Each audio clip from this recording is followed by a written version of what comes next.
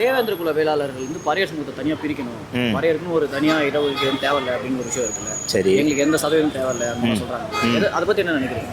சீமானதுக்கு போராடுறாரு. அவங்க தனிச்சு இருக்கணும், தமிழர் குடியாக இருக்கணும்னு ஆசைப்பட்றாங்க.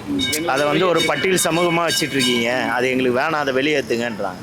அவங்க விடுவிக்க தானே கேட்குறாங்க. தாராளமாக இந்த தமிழ்நாடு அரசு பண்ணலாமே, சட்டம் ஏற்றி பண்ணலாமே, வாய்ப்பு இருக்குது. எதனால் மக்கள் அவங்களாகவே பட்டியலின சமூகத்துலேருந்து வெளியிடுங்கன்னு சொல்கிற அளவுக்கு என்ன நடக்குது? இல்லை, ஓவரால் எல்லாத்துலேயுமே அவங்க மெஜாரிட்டி இல்லாமல் போகிறாங்கல்ல. இப்போ எஸ்சி எஸ்டி கேட்டகரியில் வச்சுங்க, இந்த பழங்குடி சமூகம்னா வேறு மாதிரி கேட்டகரி போகும்ல. இப்படி போகும்போது அவங்களுக்கான சலுகைகள் கிடைக்காது, அவங்களுக்கான எந்த விஷயத்துலேயும் அவங்களுக்கு இது இருக்காது. அதான் வேணாம், என்ன வெளியேற்றுங்கன்றாங்க. தவறு கிடையாது, தனித்து ஒரு அடையாளமாக கொடுங்கன்றாங்க. இல்லை கொடுக்க முடியல, ஒன்று ஜாதிவாரி கணக்கெடுப்பிடு.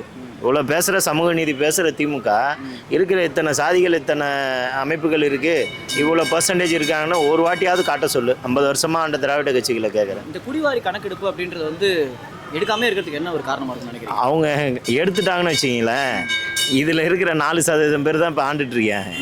இப்போ இவங்க இருப்புக்கு பாதிப்பு வருமானோ அவங்க அதை அந்த எடுக்காமல் தடுத்துட்டு இருக்காங்க. அதான் உண்மை. நாயுடுமாராக இருக்கட்டும், தெலுங்கு செட்டியாராக இருக்கட்டும், ரெட்டியாராக இருக்கட்டும், இதில் இப்போ என்ன உங்கள் கிராமத்திலேருந்து வந்த ஐயா முதலமைச்சராக இருக்கட்டும், எல்லாருமே அந்த குடியை சார்ந்தவங்க. எடுத்துட்டா இவ்வளோ பெர்சன்டேஜ் இருக்குதுன்னு காட்டிடுவாங்க. இப்போ இவங்களுக்கான இருப்பு தெரியும் போது மற்ற கட்சி இவங்கள சேராது.